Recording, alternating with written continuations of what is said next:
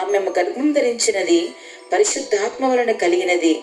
ఆమె ఒక కుమారుని కనను, తన ప్రజలను వారి పాపముల నుండి ఆయనే రక్షించును.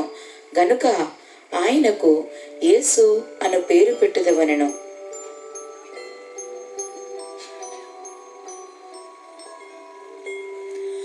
ఆ దేశములో కొందరు గొర్రెల కాపరులు పొలములో ఉండి రాత్రి వేళ తమ మందను కాచుకొనుచుండగా ప్రభువు దూత వారి యొద్దకు వచ్చి నిలిచెను.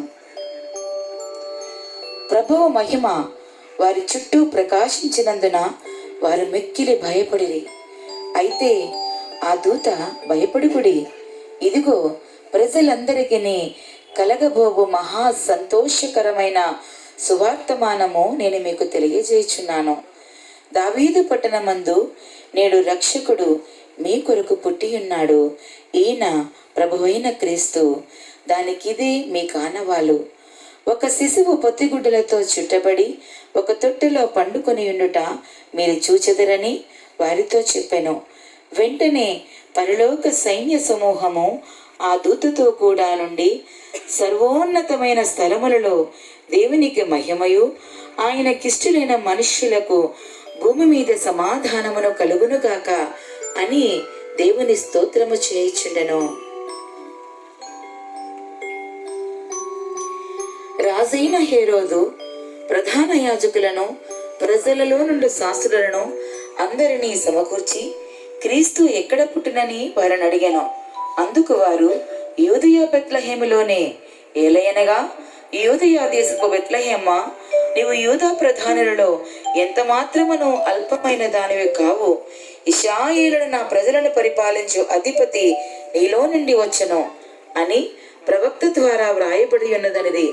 అంతటా హేరోదు ఆ జ్ఞానులను రహస్యముగా పిలిపించి ఆ నక్షత్రము కనబడిన కాలము వారి చేత పరిష్కారముగా తెలుసుకొని, మీరు వెళ్ళి ఆ శిశువు విషయమై జాగ్రత్తగా విచారించి తెలుసుకొనగానే నేనును వచ్చి ఆయనను పూజించినట్లు నాకు వర్తమానము తిండని చెప్పి వారిని బెత్లెహేమునకు పంపెను. వారు రాజు మాట విని బయలుదేరిపోవచ్చుండగా, ఇదిగో తూర్పు దేశమున వారు చూచిన నక్షత్రము ఆ శిశువు ఉండి చోటు మీదుగా వచ్చి నిలిచి వరకు వారు ముందుగా నిలిచెను. వారు ఆ నక్షత్రమును చూచి అత్యానంద భరితులై ఇంటిలోనికి వచ్చి తల్లి అయిన మరియను ఆ శిశువును చూచి సాగిలపడి ఆయనను పూజించి తమ పెట్టెలు విప్పి బంగారమును, సాంబ్రాణిని, బోలమును కానుకలుగా ఆయనకు సమర్పించిరి. ఆదికాండంలో దేవుడు సర్వలోకాన్ని సృజించిన సృష్టికర్తై ఉన్నాడు.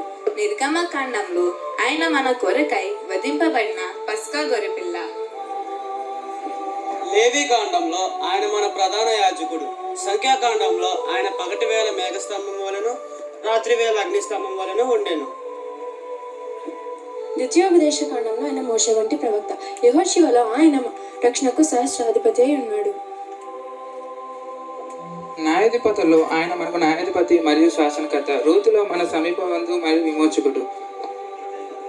మొదటి మరియు రెండవ సమయాలలో ఆయన మన నమ్మకమైన ప్రవక్త. రాజులు మరియు దినవృత్తాంతములలో ఆయన మనకు రాజుగా ఉన్నాడు. ఎజ్రా మరియు నెహెమ్యాలో ఆయన విచ్ఛిన్నమైన మానవ జీవిత గోడలను పునర్నిర్మాణం చేసేవాడు. ఎస్తేర్లో ఆయన మన మొత్తుగా. యోగులో ఆయన ఎదుపై నివసించి విమోచకుడు. కీర్తనలో ఆయన మన కాపరి. సామెతలు మరియు ప్రసంగిలో ఆయన మనకు జ్ఞాని అయి ఉన్నారు. పరమగీతములలో ఆయన ప్రేమ గల పెండ్లి కుమారుడు. యెషయాలో ఆయన మన సమాధానకర్త. ఇర్మియాలో ఆయన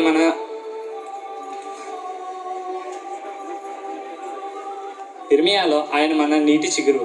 విలాపవాక్యంలో ఆయన విలాపించు ప్రవక్త. ఏష్కేల్లో ఆయన అద్భుతమైన 4 ముఖములు గలవాడు. దానియేల్లో ఆయన మండుచున్న మానవ జీవితాల అగ్నిగుండంలో 4వ వ్యక్తి అయి ఉన్నారు. హోషేయలో ఆయన ఎందు భక్తి విడిచిన వారికి ఎల్లప్పుడూ ఆయన నమ్మకమైన భర్త అయి ఉన్నారు. లోయలో ఆయన పరిశుద్ధాత్మక బాప్తిజం పొందారు. ఆమోజులో ఆయన మన భారం భరించువాడు. ఉపాధ్యాయులో ఆయన మన రక్షించుటకు బలాఢ్యుడై ఉన్నాడు. యోనాలో ఆయన మన విదేశీ మిషనరీ. మీకాలో అతని సుందరమైన పాదంలో సువార్తికుడు. నాహంలో ఆయన మన బలము మరియు కేడమునై ఉన్నాడు. హబకుక్లో సంవత్సరంలో జరుగుచుండగా ఆయన తన కార్యములను మన ఎడల నూతనపరచువాడు. జఫ్నియాలో ఆయన మన రక్షకుడు. హగ్గయిలో ఆయన కోల్పోయిన భూభాగములను పునరుద్ధరించువాడై ఉన్నాడు. జకర్యాలో ఆయన పాపులకును అపవిత్రులకు దావీదు కుటుంబంలో తెరిచిన పునాది. మలాకీలో ఆయన మన నీతి సూర్యుడు.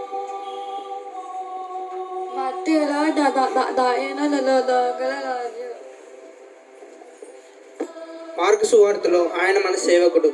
లూకా సువార్తలో ఆయన మనుష్య కుమారుడు. ఈ దుఃఖంను బాధను ఆయన అనుభవించారు. యోహాను సువార్తలో ఆయన దేవుని కుమారుడు. అపోస్తల కార్యములో ఆయన సర్వలోక రక్షకుడు. రోమియోలో ఆయన దేవుని నీతి అయి ఉన్నాడు. మొదటి కొరింథీలో ఆయన ఇశ్రాయేలును వెంబడించుచున్న ఆత్మ సంబంధమైన బండ. రెండవ కొరింథీలో ఆయన తన ప్రజలను ఎల్లప్పుడూ విజయోత్సవంతో ఊరేగించుచున్న దేవుడు. గెలతీయులో ఆయన స్వాతంత్ర్యమునే నుండి మనకు స్వాతంత్ర్యమును అనుగ్రహించాను.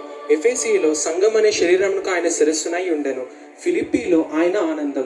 కొలస్సీలో ఆయనే మన పరిపూర్ణత.